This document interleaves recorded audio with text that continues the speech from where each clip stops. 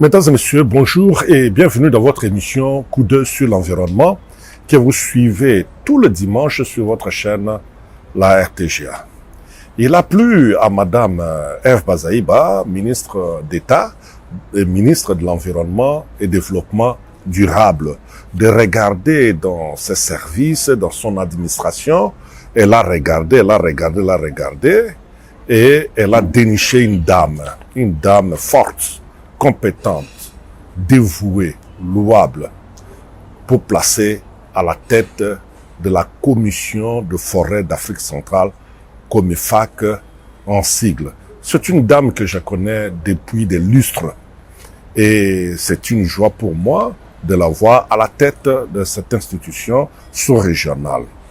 Et parmi les premières actions qu'elle mène pour pouvoir rehausser le niveau de cette institution, c'est l'atelier de lancement des campagnes de collecte de données COMIFAC 2020-2023. Comme vous allez suivre tout à l'heure le secrétaire général à l'environnement et développement durable, qui l'a dit lui-même, sans données, on ne peut pas avoir de la politique, on ne peut pas avoir de stratégie, on ne peut pas non plus avoir de plan d'action. Donc, Madame Brigitte Bilonda, parce qu'il s'agit d'elle, c'est elle qui a été dénichée par Madame Eve Bazaïba pour placer à la tête de COMIFAC. Elle ne pouvait que d'abord collecter pour le compte de la COMIFAC toutes ces données forestières pour permettre à la COMIFAC de voir le voies et moyens de pouvoir défendre les forêts du bassin du Congo dans les grandes instances internationales. Et avec elle, nous allons justement parler de cet atelier. Et là, avant que je ne puisse la prendre, je voudrais d'abord que vous puissiez suivre cette vidéo, une vidéo enregistrée par le secrétaire exécutif adjoint de la COMIFAC. Il a parlé à l'occasion de cet atelier. Suivons d'abord cette vidéo.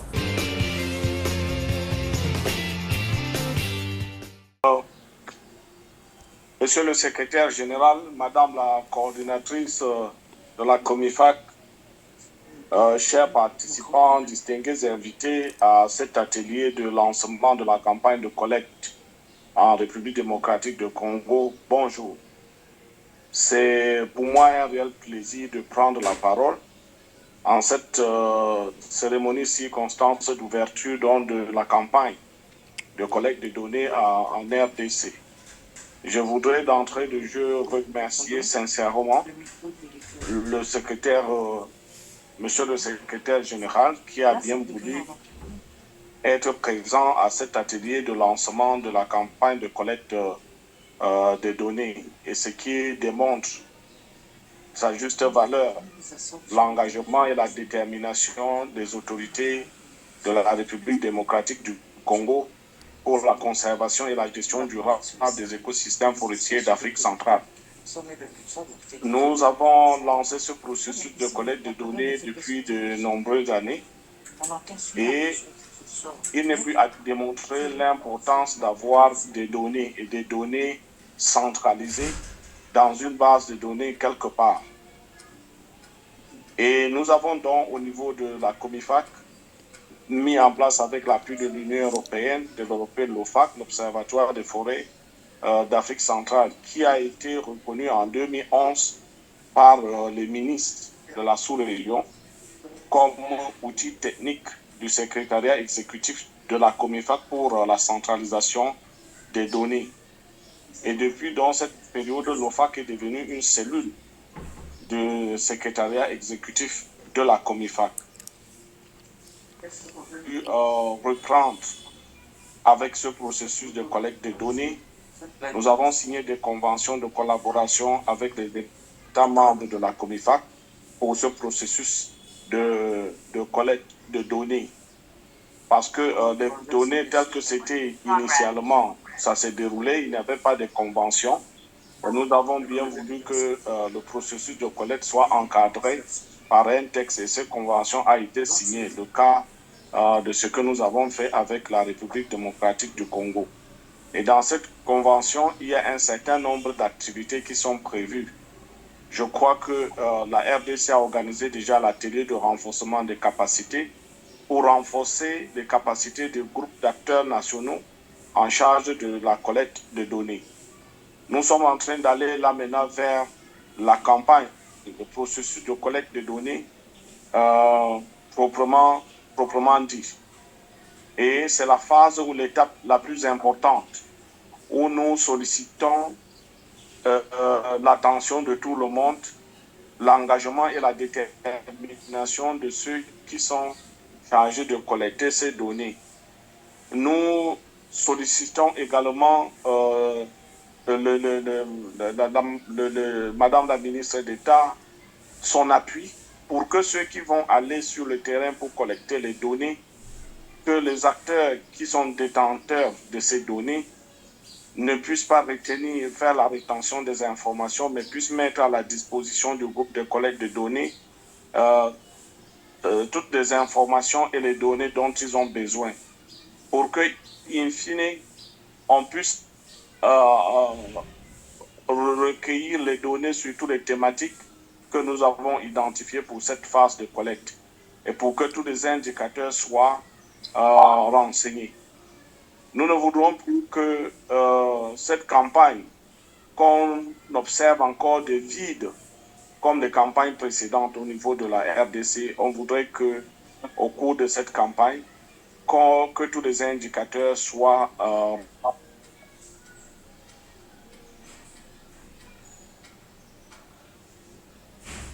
pour le moment à cette campagne et au lancement de cette campagne de collecte de données. Je voudrais encore une fois de plus remercier Monsieur le Secrétaire général pour sa disponibilité pour encadrer cette campagne de collecte de données. Et je souhaite bon courage à tous les chefs d'équipe, à Madame la coordonnatrice nationale de la COMIFAC qui coordonne ce processus au niveau de la République démocratique du Congo. Et nous sommes disposés à contribuer. Si vous rencontrez les difficultés sur le terrain, difficultés, la compréhension de certains indicateurs, nous avons nos experts qui sont disponibles pour accompagner les chefs de file thématiques dans ce processus de collecte et encodage de données. Merci une fois de plus. Je vous remercie pour votre bien aimable attention.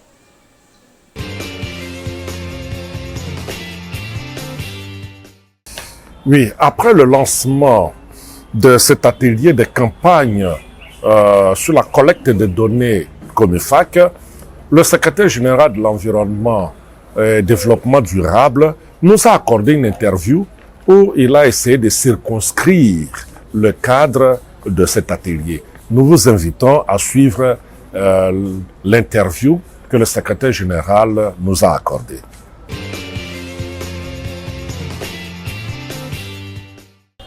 Les données que nous avons et que nous voulons mobiliser, nous devons les fournir à la COMIFAC, au secrétariat exécutif de la COMIFAC, parce que ça c'est l'accord qui a été mis en place par nos chefs d'État, que je remercie sincèrement, qui nous a permis d'harmoniser nos lois de gestion forestière, qui nous a permis que nous puissions travailler, avoir une seule politique, une seule vision dans la gestion de nos forêts au niveau du bassin du Congo. Donc, nous sommes appelés, nous de la RDC, de collecter les données de cette campagne que nous lançons pour l'exercice à partir de 2023 jusqu'à 2024, cette année ici, et à donner notre contribution en termes de données pour qu'ensemble, au niveau de la COMIFAC, que nous puissions avoir des données réelles, crédibles, qui nous permettent de parler aussi au monde que non, nous avons des données. Nous sommes effectivement le deuxième bassin du monde en termes de forêt, mais nous sommes aussi le premier bassin forestier qui séquestre plus des gaz à effet de serre, alors voici nos données. En conséquence, aux partenaires qui sont de grands pollueurs, maintenant, d'être avec nous, et au lieu de donner les autres bassins plus d'argent, mais c'est nous qui sommes les premiers en termes de séquestration de carbone, de dioxyde de carbone. Donc, on doit plutôt avoir plus que les autres.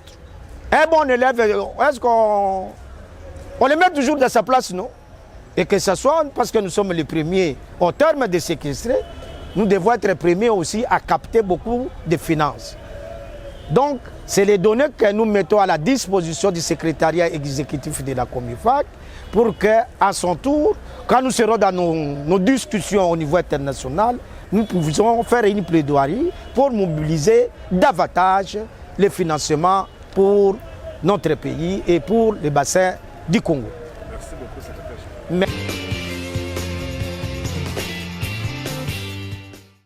Nous revenons sur ce plateau pour rencontrer notre invitée d'aujourd'hui. C'est Madame Brigitte Bilonda. Elle est la coordonnatrice de la Commission de forêt d'Afrique centrale, Comifac, en sigle en République démocratique du Congo. Bonjour Madame. Bonjour.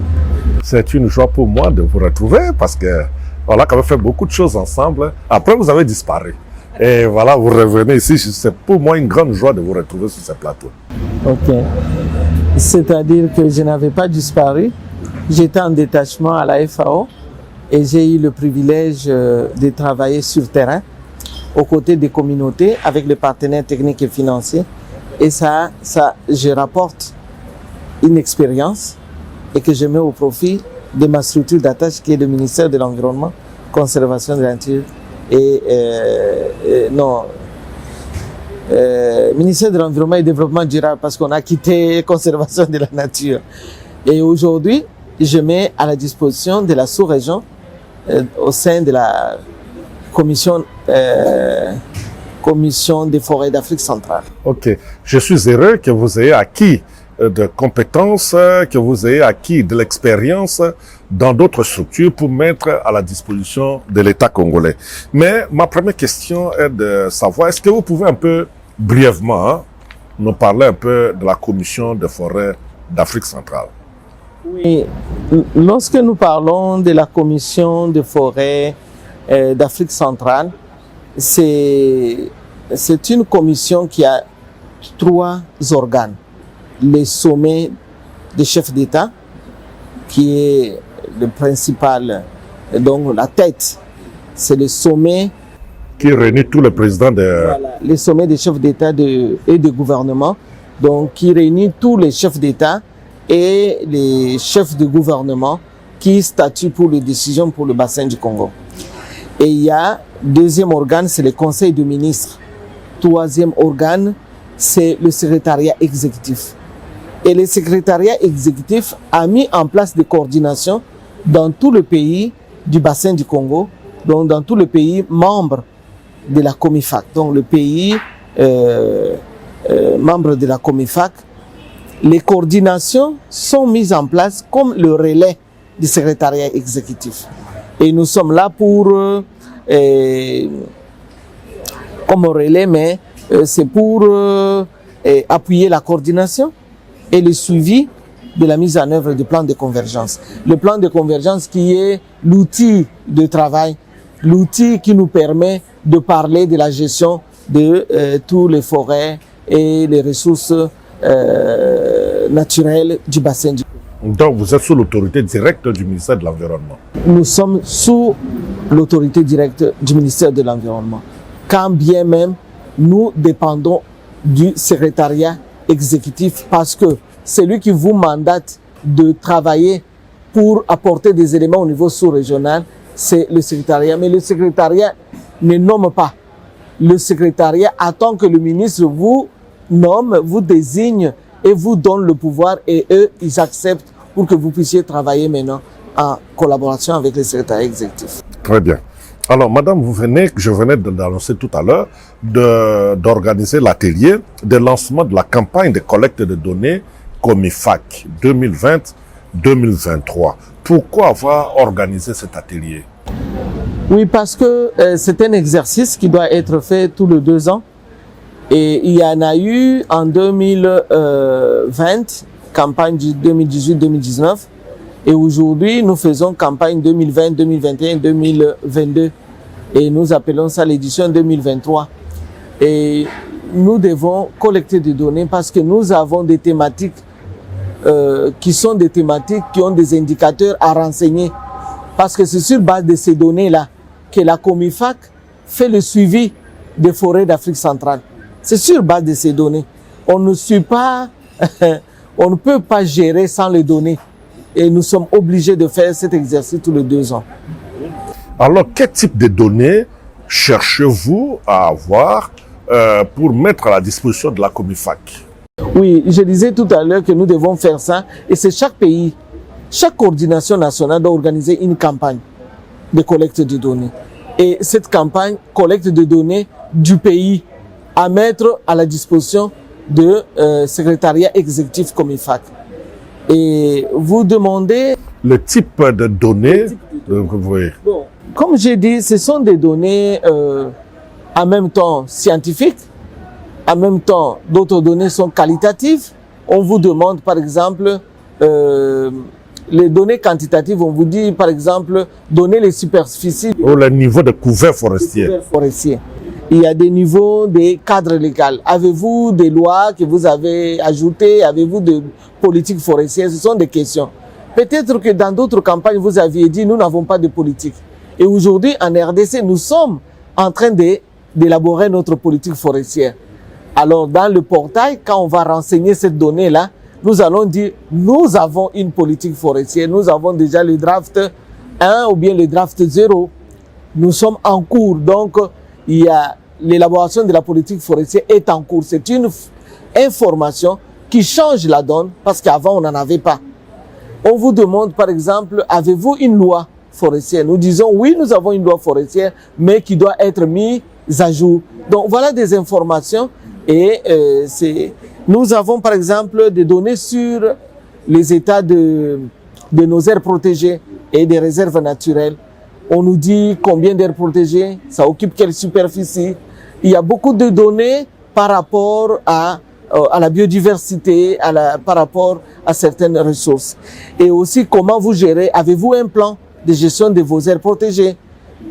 On nous demande, est-ce que vous avez des renforcements des capacités du personnel de vos aires protégées? Donc nous avons des informations très détaillées et on le fait à l'aide de formulaires. Ces thématiques, nous avons aussi sur le changement climatique. Avez-vous les CDN, ce qu'on dit la contribution déterminée nationale. Nous disons on en a et on nous dit avez-vous fait des rapports nationaux? Il y a plein de données que nous disposons mais dont on a besoin. Et lorsque vous ne participez pas à la campagne, c'est-à-dire la RDC, on lui donne 0 au moment où il a fait des efforts. Voilà, c'est ce qu'il y a. Donc à ce moment-là, il est difficile de défendre nos forêts dans les instances internationales. Exactement. On va avoir bientôt la COP16. Les gens vont sur la biodiversité. Les gens vont aller aux négociations avec des données qu'on a mobilisées. Et ces données se trouvent dans des institutions. Mais lorsqu'il n'est pas mis dans le portail, parce que l'institution internationale, lui ne va pas aller dans les sites web de la direction, ils ne vont pas appeler les points focaux DDD, donc les points focaux de la direction de développement durable. Non, il va aller dans le portail des Comifac parce qu'il voit le bassin du Congo. Il va aller dans le portail et il va trouver que des informations sont là. Et peut-être aussi, quand on publie le manuel, là, les livres sur l'état des forêts d'Afrique centrale, on trouve que la RDC, toutes ces données vont être mises dans ces documents-là. On se fait connaître au public national comme international. Ça devient plus crédible. Ça devient plus crédible. Alors, quel outil utilisez-vous pour faire cette campagne? Oui, nous avons des formulaires qui sont des formulaires qui renferment des indicateurs arrêté au niveau sous-régional. Quand nous disons que les formulaires des indicateurs ont été arrêtés au niveau sous-régional, c'est avec la RDC. Donc ça n'a pas été validé sans la RDC. On sait que ce type de données, ça équivaut, c'est possible pour la RDC pour qu'il les renseigne. Je vous dis, par exemple, dans la salle, on parlait de l'activité de chasse. Pour l'activité de chasse, nous n'avons plus, dans le temps, on avait l'activité chasse touristique, ce qu'on appelle la chasse synergétique, où les chasseurs professionnels viennent chercher les trophées et ils prennent la caracasse, c'est-à-dire la biomasse, la chair, ils donnent aux communautés. Aujourd'hui, nous avons la chasse rurale. Et cette chasse rurale qui met des viandes de brousse sur le marché et tout ça, mais sur le plan économique, les trésors ne se retrouvent pas. Tandis que la chasse synergétique, il y a des pays comme de la sous-région, comme la République centrafricaine, et ils ont même des sites qu'on appelle les ZICA, c'est-à-dire les zones de chasse d'intérêt synergétique. Donc, ces zones-là rapportent de l'argent. Et dans le fiche, on nous demande, ça rapporte jusqu'à quelle hauteur. Chez nous, comme on a abandonné, il n'y a plus de chasse synergétique, nous on dit on n'a plus rien. Et pourtant, c'était quelque chose qui rapportait sur le plan économique. Je donne un exemple, parce que j'ai travaillé comme conseiller du ministre en 2003. De 2003 à 2006, j'étais conseiller du ministre en charge de la chasse, conservation de la nature et faune. Un chasseur professionnel, quand il vient faire son travail, il peut, son séjour dans un site de réserve naturelle de chasse, il paye 80 € par jour. 80 € par jour. Par jour. Imaginez s'il fait 3 mois. Combien d'argent? Cet argent était partagé aussi avec les communautés. Aujourd'hui que cette chasse ne se fait pas comme ça, nous tuons des bêtes en désordre et d'ailleurs il y a même des animaux totalement protégés qui sont tués et on amène de la viande de brousse. Nous devrions reconsidérer ces secteurs de la faune. Avec toutes les conséquences, avec des maladies, le braconnage, tout ça. Donc, vous voyez, c'est un secteur qui aujourd'hui est un peu à la baisse, mais avec des données, quand les passages des collecteurs de données, les chefs thématiques, ça nous renseigne qu'on devrait réveiller ces secteurs. Parce qu'aujourd'hui, on n'a plus d'informations et c'est un manque à gagner à la RDC parce que ces secteurs-là ne donnent pas n'est pas développé, n'a plus de données, n'a plus même d'activité. Donc, alors si je vous données nous éveillent la conscience. Ok. Alors si je vous comprends bien, donc la fiche qui est un outil de la campagne, ça a été conçu, discuté au niveau de la Comifac. Voilà. Ouais. Et mis à la disposition de tous les pays concernés. Voilà. Nous avons le même base et nous renseignons sur le même base. Alors, madame, dites-moi un peu, la campagne que vous venez de lancer, ça va couvrir quel espace géographique? Est-ce que ça sera seulement à Kinshasa, dans les sites universitaires, auprès des intellectuels, auprès de la société civile, ou ça va couvrir quel espace géographique et puis quelle catégorie de personnes sont concernées par la campagne? Bon, on va séparer. Il y a l'espace géographique et il y a qui doit donner des informations. Voilà, c'est ce que nous devrions séparer. L'espace géographique, comme vous l'avez vu dans les thèmes de référence qui ont été partagés, cette campagne et ce que dit même l'accord de subvention concerne l'espace, on touche à tout l'espace national. Mais on touche aussi à des paysages, comme par exemple les aires protégées sont des paysages. On touche aussi à des sites d'exploitation. On va parler des concessions forestières.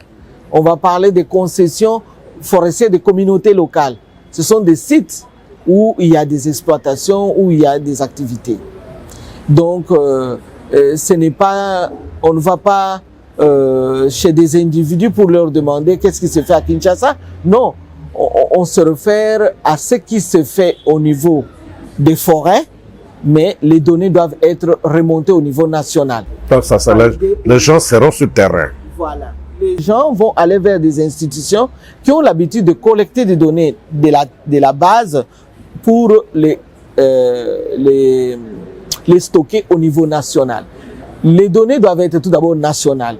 Et maintenant, quand je parle, par exemple, de parc, c'est-à-dire qu'au niveau du parc, par exemple, de Kaouzi-Bieka, on a collecté des données, de Virunga, on a collecté des données, mais ces données sont gardées et validées et acceptées par l'ICSN. Et nous, on va aller vers l'ICSN pour avoir ces données-là. Ben, parce que le parc n'est pas à Kinshasa. Ce n'est pas parce que je collecte à Kinshasa que les données que je prends concernent Kinshasa. Non, ce sont des données nationales, quand bien même ça vient des sites, quand bien même ça vient des paysages. Okay. Et le type de paysage aussi, ce sont des réserves, des aires protégées transfrontalières. Ça peut déborder même sur un pays. Imagine pour les aires protégées transfrontalières qui prend par exemple Brazzaville et Kinshasa. Oui. Donc, comme Djibouti, voilà. Ouganda, Rwanda, RDC. Voilà. Il y a ce genre de paysages qui lient 2-3 pays. Nous allons donner des informations qui est données par la RDC, même si bien même les autres pays là peuvent donner aussi des informations. Mais nous avons des informations qu'on retient sur le plan national et que nous allons donner. C'est un paysage. Ok. À part les institutions, auprès de qui vous pouvez avoir ces images, ces informations, vous allez aussi recourir, par exemple, aux communautés locales, tout ça pour collecter oui, des informations. Je peux vous dire que j'ai parlé seulement de géographique. Mais maintenant, les institutions, il y a le ministère de l'Environnement, avec toutes ses directions, ramifications et tout. Nous avons les institutions publiques comme l'ICSN, mais nous avons la Banque centrale qui nous donne des informations par rapport au secteur forestier, mais qui touchent à la contribution au PIB, par exemple. Nous allons à l'économie nationale, nous allons à l'Institut national des statistiques, nous allons à l'OCC, à la DGRAD, nous allons chez le PME parce qu'on nous dit quels emplois ça générait. Le ministère du Travail, il va nous dire les emplois générés dans le secteur forêt. Nous allons chez des concessionnaires qui doivent nous dire s'ils ont des plans d'aménagement. Vous voyez un peu, c'est voilà. Voilà. Alors, dites-moi un peu, madame, c'est quand même un vaste travail, hein? Oui. Un vaste travail qui va être fait à partir d'aujourd'hui. Mais qui sont les acteurs de cette campagne? Qui sont concernés à battre cette campagne pour collecter ces données? En tout cas, cette campagne, nous ne pouvons pas dire que les chefs thématiques, donc ceux qui vont remplir le formulaire, ils ne sont pas seuls parce que sans le fournisseur de données, on ne peut pas avoir campagne. Et sans le superviseur qui est Comifac, on ne peut pas avoir campagne. Donc il faut qu'il y ait celui qui est le responsable de l'échec ou de la réussite de ces campagnes. Si les données manquent parce qu'ils manquent réellement, ce n'est pas un échec. On a établi seulement ce qu'il y a comme vérité. Mais la Comifac supervise, fait le suivi et coordonne. Et on a besoin des autorités qui nous donnent des autorisations, qui soutiennent pour que l'accès... Dans leur accompagnement. L'accès aux informations soit facilité. Il y a également le partenaire qui donne des moyens financiers. Le secrétariat exécutif nous a soutenus avec 10 000 euros.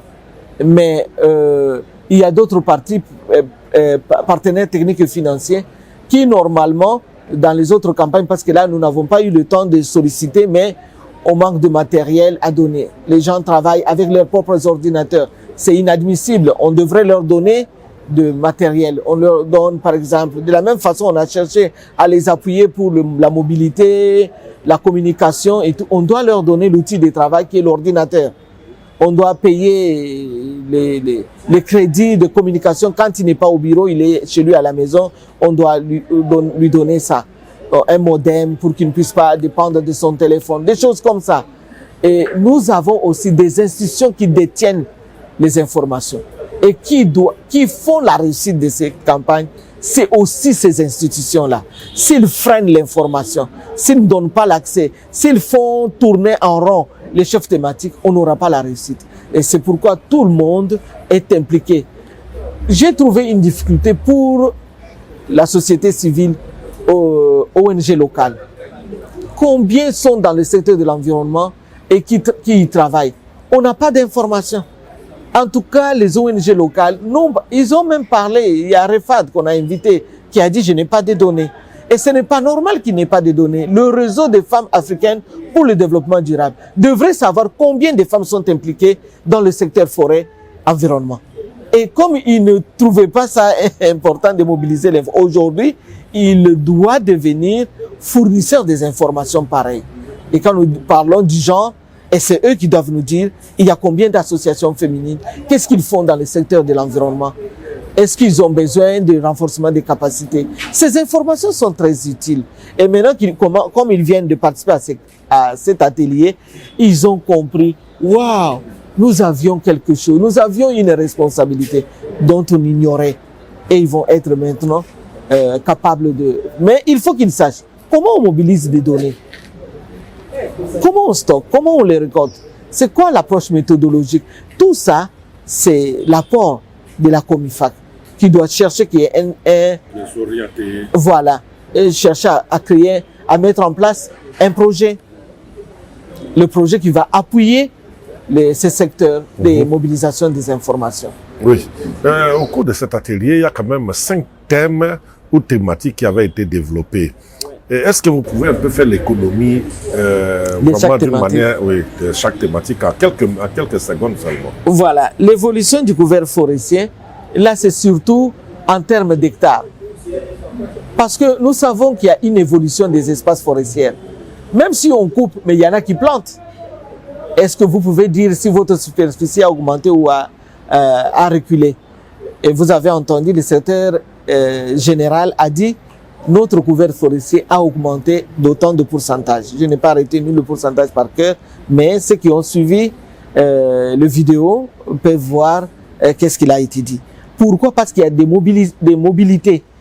Le mouvement des populations fait que les zones où les gens ont quitté, la forêt se reconstitue. Surtout avec le phénomène d'exode rural. Et aussi, il y a des gens qui ont fui l'agression. Et des grandes étendues ont été laissées, même si il y a des rebelles qui s'installent dans le milieu, mais il y a d'une part l'endroit où on ne touche pas, ça se reconstitue et ça passe. De telles modifications se font dans dizaines d'années. La RDC, c'est depuis 2006 que nous avons des agressions. Il y a certaines zones qui se sont reconstituées. Même bien au-delà. Voilà. Donc voilà. Donc il y a cela. Il y a aussi le cadre légal institutionnel. Il y a type de loi, comme on a dit. Et il y a des détails dans le formulaire, mais c'est le cadre légal et institutionnel.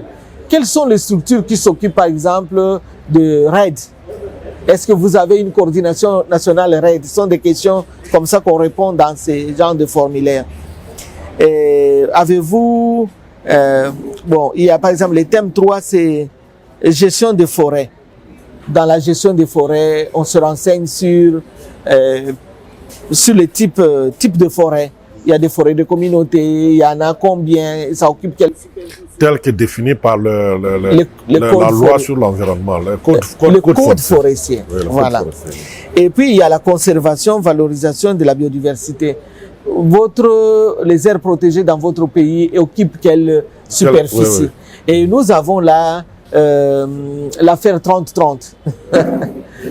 Et là, nous avons certaines aires, vous savez, ce qu'on appelle aires protégées et les autres espaces qui sont gardés comme conservation. Vous allez dans les forêts des communautés locales. Ils font un plan simple de gestion. Ils font un zonage. Dans leur zonage, ils réservent les espaces où il y a la forêt primaire. Ils disent, ici, on n'y touche pas. On peut y faire la chasse, mais jamais couper les arbres. C'est une aire de conservation. Et est-ce qu'on devrait oublier ces aires de conservation pour ne considérer que des aires protégées? Non. Et dans l'affaire 30-30, ces espaces-là peuvent être comptabilisés. Et si déjà dans notre portail, nous avons renseigné sur autant de superficies accordées aux communautés et autant de superficies qui sont des aires de conservation dans les concessions forestières de communautés locales. C'est une grande information qui montre les efforts de la RDC à pouvoir répondre à des engagements internationaux. Voilà. Et puis, il y a la thématique 5 qui est changement climatique. Là, nous parlons des contributions déterminées au niveau national. Au niveau national. On parle des rapports qu'on a fait sur le climat et on parle d'autres. Il y a beaucoup de détails sur le changement climatique. Lire seulement ces formulaires nous ouvre les yeux sur certaines choses que nous étions en train de banaliser et que nous disions ça c'est pas important. Non, c'est important. Et lorsqu'on exploite ce genre de données, on peut apporter une valeur ajoutée, c'est-à-dire faire des projets qui vont non seulement résoudre un problème d'environnement, mais qui peuvent aussi apporter des contributions à l'amélioration des conditions de vie des communautés.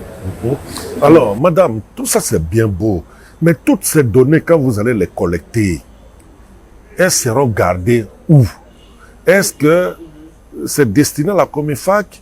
Est-ce que le pays pourra aussi les garder? Mais qu'est-ce que vous allez en faire? Vous allez les garder en tout cas où? Ça servira à quoi? D'abord, ces données-là serviront à quoi? Voilà, nous avons un site web de Comifac, de la coordination nationale. Et nous aimerions toutes nos activités, tout ce que nous faisons, nous allons aussi garder. Mais les données que nous sommes en train de collecter maintenant, nous allons les encoder. Il y a l'étape de l'encodage. Après collecte des données, il y a l'étape de validation des données collectées au niveau national et l'étape de l'encodage dans le portail, c'est-à-dire le site de Comifac. Et ces données servent non seulement à la RDC, mais à Comifac. Pourquoi? Parce que Comifac s'en sert dans la publication, par exemple, comme nous avons dit avant, que ça nous sert à publier, par exemple, les efforts de la RDC dans la gestion de la biodiversité, la gestion de la forêt et aussi ses contributions au niveau du changement climatique. Les mobilisations des fonds, par exemple, pour le climat. Toutes ces informations-là, on parle de la RDC, comment il a travaillé avec CAFI, comment il a travaillé dans le cadre de RAID et tout ça. Ça fait le marketing de la RDC. Le marketing de la RDC. Alors, madame, est-ce que les données sur les exploitations artisanales concernent aussi la Comifac dans la collecte de données? Exactement.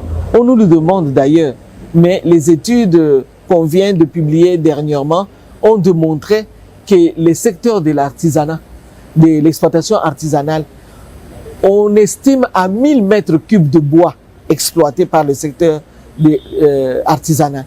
Mais vous comprenez que ça dépasse même l'exploitation industrielle du bois. Et quelles sont les espèces? On ne connaît pas. Quelles sont les espèces qui sont plus? Est-ce que cette exploitation respecte les dimensions? Parce que si l'exploitation respecte les dimensions, le bois qu'on amène sur le marché est un bois qui va donner des produits dans la transformation qui sont durables. Sinon, nous avons des produits qui n'apportent rien. Ceux qui prennent des bois jeunes, ils vont faire des meubles avec des panneaux de fibres ou bien des panneaux coffrets. Mais la RDC, il ne peut pas se réjouir qu'il y ait une exploitation non suivie, non contrôlée. Il y a un manque à gagner parce que au niveau tout d'abord de l'économie, l'exploitation artisanale de bois, on doit savoir, on a récolté 1000 mètres cubes. Dans le trésor public, c'est entré combien? Ce sont des informations qu'on doit mettre dans la base de données. Mais on n'en a pas. Et c'est pourquoi ces secteurs-là, on ne veut pas freiner l'exploitation artisanale. Mais il faut prélever des données statistiques sur l'exploitation artisanale pour savoir orienter, coordonner cette exploitation.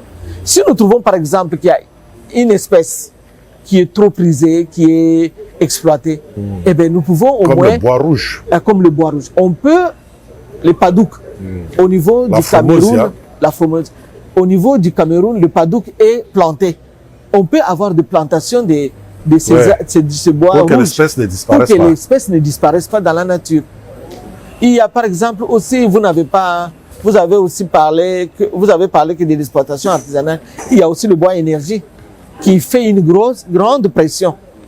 Et ça, nous aimerions qu'on puisse montrer l'effort de restauration des forêts et paysages. cette restauration montre, et surtout une restauration que nous faisons en faveur de Bois Énergie. Ce sont des efforts qu'il faut montrer sur la place. Oui, alors madame, les travaux de la campagne, ça prendra à peu près combien de temps? Je voudrais vous dire que nous avons un site web du ministère de l'Environnement et nous avons présenté ça dans la salle et nous devons, parce que notre site de coordination Comifac est greffé sur le site web du ministère. Donc, c'est comme ça. Ça va prendre jusqu'à fin novembre. Fin novembre de cette année. Dans à peu près 2 mois. 2 mois, oui. 2 mois. Ok. Alors dites-moi pour terminer, parce qu'on me signale déjà que j'ai épuisé mon temps, ça va vite. Hein? Pour terminer, le rôle des partenaires techniques et financiers qui sont toujours aux côtés du ministère de l'Environnement, quel est le rôle qu'ils joueront pendant la période de campagne, pendant que vous êtes en... Parce que c'est la collecte des données, c'est vraiment quelque chose de très important, pas seulement pour le pays, mais pour tout ce qui est négociation sur le climat, tout ça, parce qu'on nous dit toujours, bon, vous venez dire, vous avez de grandes forêts. Quelles sont les données, quels sont les éléments palpables qui montrent que vous avez effectivement des forêts? Alors, les partenaires devraient normalement aider la RDC à disponibiliser de toutes ces données-là. Quel est le rôle qu'ils joueront? Oui, les partenaires, comme j'ai dit, lorsqu'on a institué le collège de partenaires pour le bassin du Congo, ça revient de l'Assemblée, d'ailleurs vous pouvez trouver ça, de l'Assemblée générale des Nations Unies, et qui avait demandé aux partenaires internationaux de soutenir les efforts de pays du bassin du Congo financièrement. Et donc, les partenaires techniques et financiers, ils apportent les savoirs, mais ils apportent aussi la part financière. Lorsqu'on soulève le problème de difficulté d'accès aux informations, lorsqu'on va formuler des recommandations, ils peuvent, sur demande, parce qu'ils ne viennent pas vous donner l'argent si vous ne demandez pas. Il faut que nous aussi, on aille vers eux pour leur montrer, voilà le besoin, et eux, ils vont s'exprimer et ils vont donner. Mais sachez bien que eux aussi, ils détiennent des informations qu'ils doivent donner. Combien telle activité vous a coûté? Ce sont des informations que nous devons donner. Pour qu'on sache, tel partenaire a mobilisé autant, il a reçu autant pour le compte de la RDC, pour faire tel acte.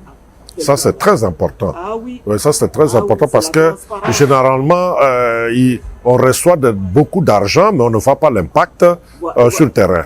Bon, ça, c'est votre témoignage. Mais moi, je dis qu'ils doivent nous dire, c'est la manière la plus transparente que nous devons montrer. C'est une gestion axée sur le résultat. Vous avez reçu, vous devez rendre compte et vous devez dire.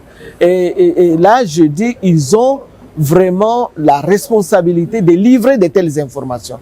Donc, les chefs thématiques iront vers eux. On a beaucoup félicité la FAO qui avait envoyé son délégué, et aussi JICA qui avait envoyé son délégué. Ça montre vraiment que nous sommes ensemble et que les partenaires comprennent. Et peut-être les autres ne sont pas venus parce que les invitations leur est arrivées, ils n'étaient pas disponibles, mais on ira vers eux et ils verront les chefs thématiques dans leur bureau. Donc, et l'OFAC? L'OFAC était aussi là. Voilà, l'OFAC était aussi là. Oui, mais dans tout ça, dans la collecte de données, quel rôle jouera l'OFAC? L'OFAC, il est l'institution qui gère ces portails de Comifac. C'est-à-dire, c'est lui qui va traiter les données. Donc, l'OFAC, pour notre oui, c'est l'Observatoire. C'est l'Observatoire de forêt d'Afrique centrale.